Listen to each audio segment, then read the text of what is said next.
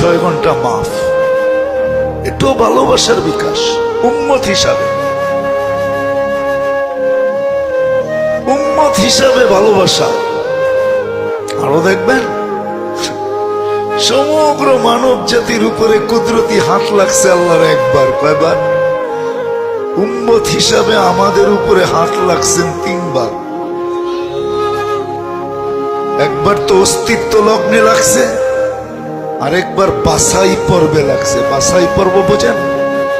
সমস্ত মানুষের থেকে আমাদেরকে বাছাই কইরা কইরা কইরা কইরা কইরা আমাদেরকে আল্লাহ পৃথক করে রেখা দিয়েছেন।